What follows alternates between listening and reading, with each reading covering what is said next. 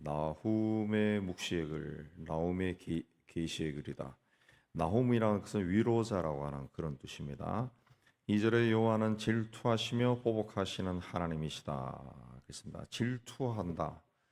질투는 내가 누구를 사랑하는데 그 사람이 다른 곳에 마음을 두고 있으면 질투가 일어나는 거죠. 질투.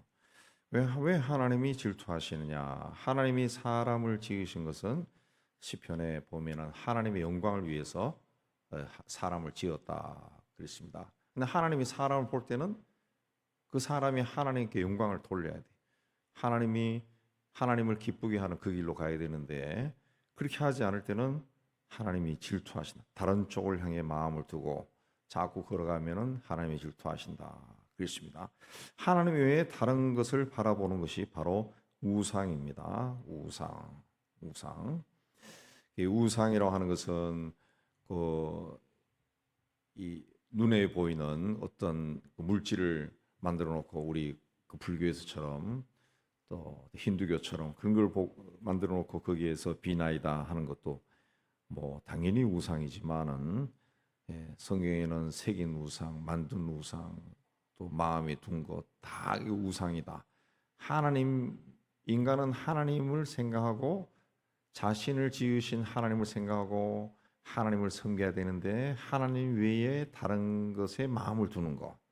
그 이제 우상을 섬기는 생활을 하는 거죠. 그게 이제 돈이 될 수도 있고 물질이 될 수 있고 또 자식이 될 수도 있고 지식이 될 수도 있고 명예가 될 수도 있고 이 다양한 겁니다. 다양한 거. 예. 근데 하나님 외에 내 마음이 가 있는 대상. 예. 근데 하나님은 우리와 동행하시죠. 동행하시는데 그럼 그 나와 함께 하시는 그분을 바라보지 않고 그분의 손을 잡고 가야 되는데 손을 잡지 않고 가는 거. 내 옆에 그분이 있지만 다른 곳을 향해 눈길을 막 돌리는 거. 그게 우상이죠. 우리가 뭐 남녀가 서로 사귀는 사람이 같이 걸어갈 때 옆에 다른 사람 지나갈 때 자꾸 눈길 돌리면은 그 기분 좋아할 사람이 어디 있겠어요? 그래서 하나님이 질투하신다. 그렇습니다. 또 보복하시는 하나님이다. 보복하신다.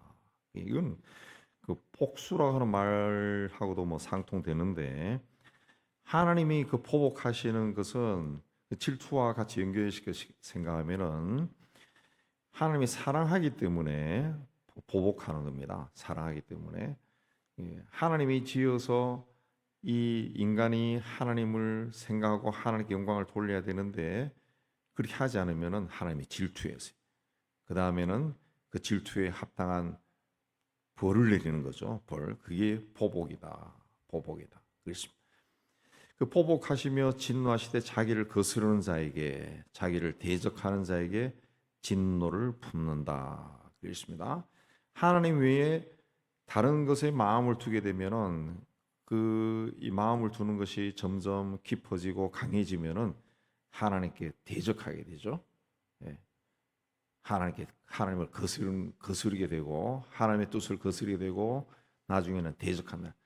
하나님과 맞짱 뜬다는 거죠. 당신이 뭔데 나에게 그래? 뭐 이렇게 뭐 태어난 나를 저주한다든가 막 이런 식으로 나가죠. 이런 식. 뭐 그건 이미 우리 사회 이 인류 역사에 그런 사상이나 뭐 그런 것들이 엄청나게 많죠. 하나님께 이런 사람들에게 진노하시는데 3절에 여호와는 노하기를 더디하시며 권능이 크시며 벌받을 자를 결코 내버려 두지 아니하시니라. 노하기를 더디하시며 권능이 크시며 벌받을 자를 내버려 두지 아니하시니라.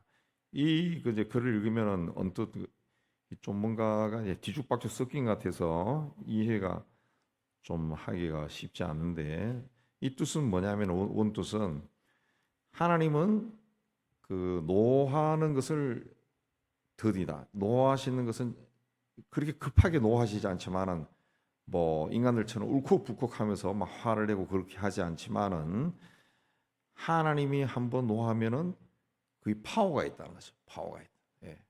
파워가 있고 그리고 그 벌 받을 자는 결코 그냥 버리지 않는다. 벌 받을 사람이다 결정이 되면은 반드시 벌을 준다. 그렇습니다. 노하기를 더디하신다. 하나님은 오래 참지만은 하나님은 한번 이 진노하시면은 그게 너무 강하다는 거예요. 굉장히 인간의 상상을 뛰어넘을 정도로 굉장히 크다는 거예요. 크다. 그렇습니다. 그래서 하나님의 진노가 임하면은 이제 3절에 여호와의 길은 회오리 바람, 광풍, 구름이 그 발에 티끌이다. 회오리 바람이 불고 광풍이 불고 막 먼지가 막 휘날리고 정도로 인간의 삶이 막 혼란스러워진다는 거죠. 혼란스러워진. 혼돈 속에 막 빠져버려. 하나님의 진노가 내 삶에 임했을 때, 그럼 이게 막 혼돈 속에 빠지면 이거 뭘 어떻게 해야 될지 모를 정도로 막 혼란스러워진다. 그렇습니다. 노하기를 더디하신다 그랬습니다. 예. 그렇게 뭐 내가 조금 잘못했을 때 그때 막 손바닥에 나타나서 뺨을 때린다는 그런 거 없어요. 그렇지만 어느 때가 딱 되었을 때 하나님의 진노가 한번 임하면은 그게 파워가 엄청나게 크고, 그래서 회오리 바람, 광풍, 먼지 이 막 휘날리기 시작하는데 막 정신을 차릴 수 없을 정도로 되어버린다. 그랬습니다. 제가 어떤 큰 사업하다가 부도 나서 한번 망한 사람 이야기 들어보니까 막 돈이 한번 빠져나가기 시작하는데 막 정신이 차릴 수 없을 정도로 자기에게 있던 그 많은 재산이 막 독에 깨진 독에서 물 흐르듯이 막 팍팍 나가더래요. 정신이 없을 정도로. 예. 그러니까 하나님의 진노하심이 임하면은 그 회오리 바람, 광풍, 발에 티끌처럼 일어난다. 4절 이하도 하나님의 파워가 권능이 얼마나 큰 건가 그걸 이제 이야기합니다. 바다가 말라버리고 강이 말라버리고, 바산과 갈멜은 굉장히 풍요로운 목초지인데 그 쇠하며 말라 죽거든. 다 풀이 말라버리고 레바논의 꽃은 시든다. 그렇습니다. 산들이 진동하고 작은 산들이 녹고, 땅 세계와 가운데 있는 것이 솟아오른다. 막 지진이 일어나는 걸 상징하는 거죠. 지진을 상징하면 되죠. 6절은 진노가 불처럼 쏟아진다. 막 화산이 터져가지고 용암이 막 쏟아지는, 그걸 이제 표현하는 겁니다. 5절, 6절 지진과 화산이 터지는 거. 여호와는 선하시며 환난 날에 선성이시라. 그는 자기에게 피하는 자들을 아시느니라. 그러나 하나님은 그 하나님을 찾는 자들은 또 아신다 그랬습니다. 그래서 그들을 보호해 주신다는 거죠. 선하시고 환난에 상한 산성이시다. 그래서 8절에 그가 범람하는 물로 그것을 진멸하시고 자기 대적을 흑암으로 쫓아내시라. 하나님의 백성들은 하나님이 보호해 주시는데 범람하는 물이다라고 하는 것은 이제 아수르가 이제 이스라엘을 괴롭힌 거 아니에요. 아수르 제국이 그러니까 범람한 물. 아수르를 공격하기 위해서 바벨론을 위시해서 메대 주변에 있는 연합군들이 막 물처럼 홍수처럼 그들을 침략해서 그들을 다 진멸해 버렸다. 아수르 니느웨를 다 함락시켜 버렸다. 그래서 흑암으로 쫓아냈답니다. 그래서 하나님께서 온전히 멸하셨다. 그래서 다시는 일어나지 않을 정도로 가시던 볼같이 엉클어졌고 술을 마신 것 같이 취한 그들은 마른 지푸라기 같이 모두 탈 것이다. 다 멸절을 당한다는 거죠. 11절에 여호와께 악을 꾀하는 한 사람이 너희 중에서 나와서 사악한 것을 권하는도다. 여호와께서 이같이 말씀하시 그들이 비록 강하고 많을지라도 반드시 멸절을 당하리니 없어지리라. 그랬습니다. 내가 전에는 너를 괴롭혔으나 다시는 너를 괴롭히지 아니할 것이라. 이제 내게 지은 그 멍에를 내가 깨뜨리고 내 결박을 끊으리라. 그랬습니다.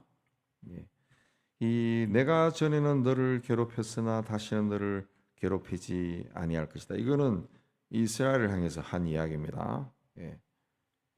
이 중간에 원어에 보면은 유다여, 유다 왕국이여 그런 말들이 빠져 있습니다. 빠져 있습니다. 내가 전에는 너희들이 괴롭혔으나, 그러니까 하나님 말 듣지 않으니까 하나님이 징계도 하고 그렇게 했지만은 이제 다시는 그렇게 하지 않는다. 그 약속이 말씀입니다. 그리고 14절에 나 여호와가 내게 대하여 명령한 내 이름이 다시는 전파되지 않을까. 이건 다시 니느웨를 향해 하는 말입니다. 내가 내 신들의 집에서 새긴 우상과 부은 우상을 멸절하는 내 무덤을 준비하는 이는 내가 쓸모없게 되었습니다. 그랬습니다. 아수르 제국의 그 찬란했던 니느웨 성이 그야말로 멸망한다. 깨끗하게 멸망되고 다시는 전파되지 않을 것이다. 다시 이는 내가 쓸모없게 되어. 아수르 제국은 역사에서 사라졌죠. 바벨론도 사라졌지만은 아수르도 사라졌습니다. 아수르도 사라졌어요. 그래서 아수르의 문화의 일부분은 대영 제국 박물관에 대영 박물관에 일부분이 남아 있을 뿐이지 완전히 사라졌습니다. 그러니까 아수르나 그 바벨론, 바벨론이 이제 망했는데 그 이런 나라의 특징이 뭡니까? 그 하나님의 백성들을 괴롭힌 거예요. 하나님의 백성들을 괴롭히고 하나님의 백성들의 왕국을 멸망시킨 자들이 멸망시킨 자. 그러니까 하나님의 백성이 잘못해서 하나님이 그들을 향해서 다른 이방 족속을 들어서 채찍질을 한 거죠. 하고 망하게 했어요. 망하게 했어요. 어쨌든 아수르와 바벨론이 이스라엘과 유다 왕국을 망하게 하는데 앞장을 쓴 거죠. 앞장을 섰어요. 그러면 하나님이 어쨌든 하나님의 백성들을 이 자들에 의해서 하나님의 백성들이 막 죽고 나라가 망하고 고통을 겪고 그랬어요. 어쨌든 아수르와 바벨론은 하나님의 도구로 사용되었지만은 그럼 하나님의 백성들을 죽이고 망하고 고통을 준 이 두 제국을 하나님이 그냥 두셨느냐? 역사에서 사라지겠죠. 완전히 그 먼지만 날리는 그런 곳이 되겠습니다. 그래서 아수르와 바벨론의 흔적들이 이라크에 있지만은 그야말로 황야죠. 황야. 그래 이런 걸 통해서도 우리 생각할 수 있는 게 뭡니까? 교회나 또 교인들 특히 하나님의 뜻을 쫓기 위해 열심을 다하는 교회 공동체나 또 하나님 앞에 올바르게 서려고 애를 쓰는 성도나 교회나 또 목회자나 이런 사람들이 잘못했을 때 그들의 잘못을 지적하는 누군가가 있겠죠. 분명히 있습니다. 그게 굉장히 조심해야 되는 거예요. 할 때도 온유한 심정으로 바로잡아라. 그래서 온유하게 해야지. 그야말로 망신을 주고 우리 뉴스에도 나왔지만 옛날에 막 망신을 주고 막 세상 법정에 가고 막 모욕을 주고 그런 것들은 나중에 하나님이 다 그 심판합니다. 심판. 굳이 그런데 도구로 쓰일 필요가 없어요. 필요가 없어요. 아수르는 내가 아수르나 바벨론이 될 이유가 없다고. 되어서도 안 되고 되어서도 안 돼. 오히려 우리는 핍박받는 사람 옆에 있어야죠. 핍박받는 옆에 있고 혹 그가 잘못했다 할지라도 그를 감싸주고 싸안고 같이 채찍질 당하고 그랬을 때 하나님의 그 은혜가 그에게 임하고 그런 거죠. 모세가 이스라엘 백성들이 패역한 짓을 많이 해서 하나님이 진노해서 모세에게 말씀했죠. 이 민족 다 쓸어버리고 너와 함께 다시 시작하자. 근데 모세가 뭐랍니까? 하나님 그렇게 하지 마십시오. 그렇게 하면 큰일 납니다. 그러면 세상이 뭐라 그랬습니까? 하나님이 힘이 없고 하나님이 성격이 잔인해서 자기 백성이라고 주장하는 사람들을 데리고 와서 광야에서 다 죽였다. 그러면은 이게 하나님께 무슨 부끄러운 일이 되겠습니까? 모세가 그렇게 하는 거죠.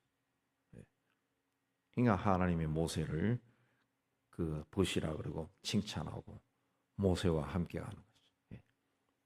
우리가 좀 그런 넉넉한 마음을 가지고 좀 살아야 됩니다. 살아야. 니느웨 성은 완전히 먼지가 되어버렸습니다. 다 사라져버렸습니다. 다 사라져버렸습니다. 볼지어다 아름다운 소식을 알리고 화평을 전한 자의 발이 산 위에 있도다. 유다야 내 절기를 지켜 내 소원을 갚을지어다. 악인이 진멸되었으니 그가 다시는 내 가운데로 통행하지 아니하리로다. 아수르가 다 멸망했다는 거죠. 아수르가 멸망해도 유다 왕국이 그 이후에 존재한 한 100년 정도밖에 존재하지 않습니다. 유다도 나중에 바벨론에 망해버리죠. 그러나 오늘 말씀의 이 포인트는 뭡니까? 하나님의 심판은 반드시 있다는 거죠. 하나님의 그 진노가 그 급하게는 오지 않지만은 드디어 온다. 드디다. 노하기를 드디하신 하나님이시다. 그러나 한번 노하시면은 크게 오신다. 크게 온다. 큰 진노가 임한다. 그랬습니다. 큰 진노가 임한다.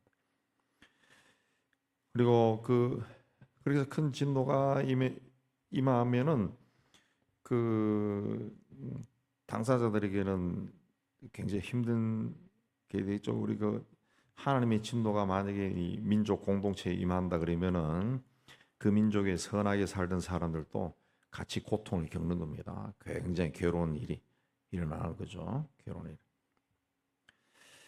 그 악인이 진멸되었으니 그가 다시는 내 가운데로 통행하지 아니할 것이다. 그렇습니다. 악인이 진멸되었으니 그가 다시는 내 가운데로 통행하지 않는다. 그렇습니다.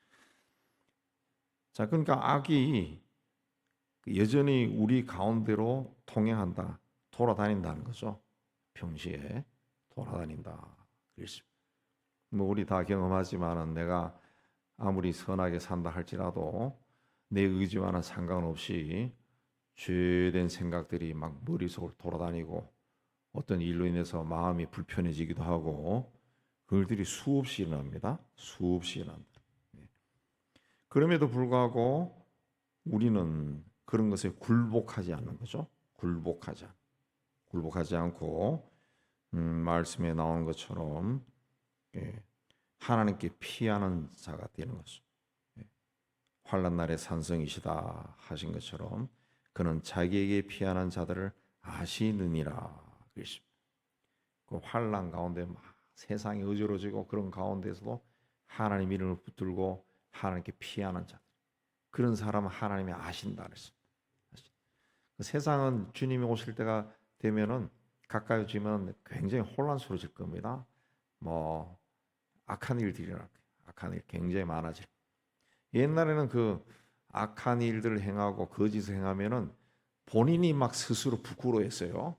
세상에서도 이야기했지만 그 뭐랄까 이 체면이 있어가지고 이 자존심도 있고 해서 본인이 막 부끄러워했는데 요즘은 그 부끄러워하지는 않는 것 같아. 막 얼굴에 막 철판 깐 사람들이 너무 많은 거야. 너무 많아. 오히려 당당해. 그걸로 돈벌이 하는 사람들까지도 있고, 이가 세상이 막 더 혼란스러워 같아요. 뭐가 옳고 그런지 분별을 못하는. 이런 식으로 10년, 20년 막 가면은 성경에서 이야기하는 것처럼 이 의와 불의의 경계가 허물어집니다. 예수님이 오실 때 믿는 자들을 보겠느냐 하신 것처럼 뭐가 믿음인지 모르는, 본인은 믿음의 생활을 한다고 생각하는데 하나님 봤을 때는 아니 오시다가 많아지는 거죠. 그 뭘 믿느냐는 거지. 그 믿는 것을 체크해 보면 따지고 들어가면은 이게 하나님 믿는 게 아니라 신념이요, 신념. 자기 신념, 자기 의지, 자기를 믿는 거예요. 결국 자기를 믿는 거예요. 그 자기가 자기의 신이 된다 그랬잖아. 자기가 자기의 신이 된다.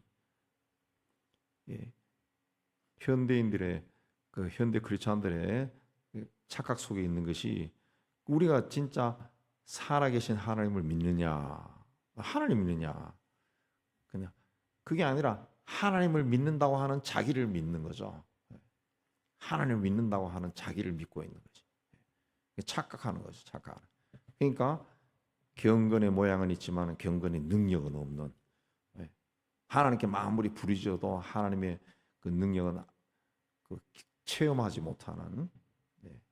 하나님이 분명히 임마누엘로 영으로 우리 가운데 계신다 했는데, 그러면은 하나님의 임재를 막 순간순간 막 느껴야 되는데 전혀 느끼지 못하는, 예. 자기 본성에 따라 가지고 오만 가지 성질 다 내고 온갖 불의와 거짓은 다 행하는, 그리고 자기가 하는 것은 다 하나님의 뜻이요, 자기 뜻이, 예, 그런 식으로 자꾸 살아간다는 거죠. 자꾸 살아가고 그게 뭐 영광이 돼요. 얼마 전에 뭐 시각이 다릅니다. 보는 시각이 다른데 제가 시각이 다르다는 거예요.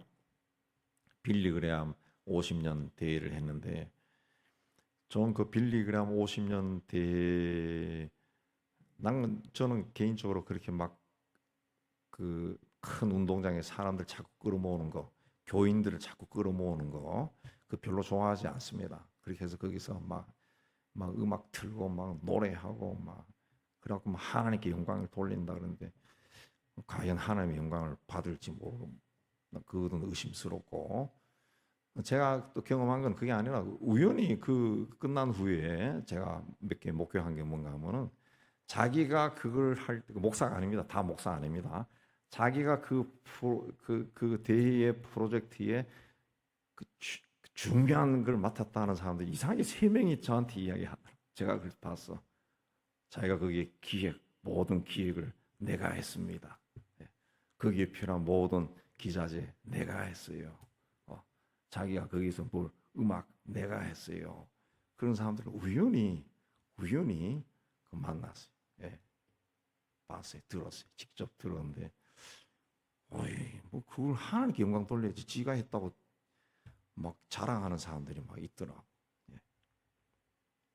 그러니까 이제 우리가 이제 점점 세상이 악해지고 그렇게 하면은 많이 모여가지고, 물론 우리도 파워를 과시해야 된다 이렇게 생각하는 사람도 있겠지만은, 그 세상 역사에서는 멀리 합니까? 그렇게 파워 과시하는 것으로 이 대적이 되는 게 아니에요. 하나님 역사는 그렇게 일어나는 게 아니고, 한 사람 한 사람이 내면 속에, 그 마음 속에 그 하나님과의, 살아계신 하나님과의 만남, 그걸 깊게 간직한 사람, 그래서 강해진 사람, 견고한 믿음을 가진 사람이 어떤 환난을 만나도 예, 흔들리지 않아요. 예. 우리가 그런 믿음을 가져야 됩니다. 김은국 씨의 순교자라고 하는 그 책에 대해 또 나오는 그 이야기를, 실화를 이야기했다 하는데, 6.25 때 이제 그 목사들을 다 잡아가지고 가다가 그 이제 상부에서 처형하라 그랬다고. 그래서 이제 그 책임자가, 인민군 장교가 그 다 물었다고. 한 50, 60명 됐다는데, 그 중에 너 예수 믿어? 예수 믿는 사람 다 죽이는 거야. 예수 믿어? 그러니까 목사들이 안 믿는다 그러는 거야. 부인하니까 나 안 믿어요. 나 우연히 뭐 그랬다. 다 그런 거야. 근데 한 명은 나는 믿어요. 그런 사람이 있었다는 거지. 예. 그럼 너는 이제 죽었어. 근데 넌 저쪽에 가. 그래 분리시켰다는 거예요. 저쪽으로, 숲속으로. 그리고 안 믿는다고 한 사람들이 살았다 그랬는데 다 죽였다는 거지. 예. 그리고 나중에 그 살아난 사람, 근데 나도 기독교인이요, 저놈들은 다 가짜다, 그 이야기했다는 유명한 실화입니다. 실화.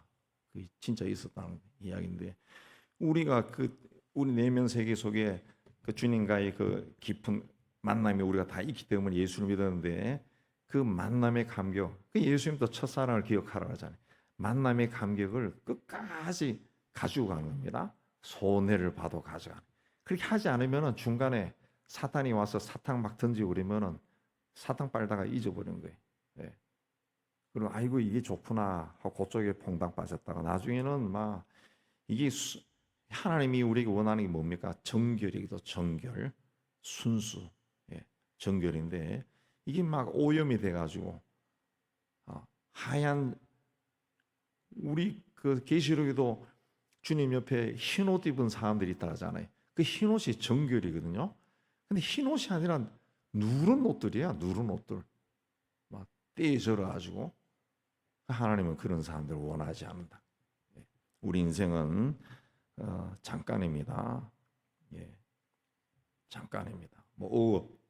하는 순간에 수십 년이 지나가고 내가 여러분도 그러겠지만 친구들 만나면 저 어렸을 때 친구 만나면 우리는 옛날 우리 아버지보다 우리가 나이가 더 많아. 다 그렇게 이야기한다. 옛날 우리 중고등학교 동창들 만나면 야 옛날 우리 아버지보다 우리가 나이가 훨씬 많다. 그렇게 하면서 건강하게 살아라. 그런데 금방 지나가죠. 금방 지나. 앞으로 우리 시대에 어떤 일이 날지 알 수 없고, 그러나 우리가 보다 강건한 믿음을 견고한 믿음을 가지지 않으면은 나름대로 나 열심히 신앙생활 했다고 생각하는데 하나님은 전혀 그렇지 않다고 생각하는 그런 아주 불편한 일이 일어날 수도 있습니다. 그 믿음 가운데 온전하게 세워지는 여러분 되어서 그 다른 것이 아니라 하나님은 자기에게 피하는 자를 아신다 그랬습니다. 어떤 순간에도 하나님께 피하는 믿음을 갖는 여러분 되시기를 주의 이름으로 축복합니다.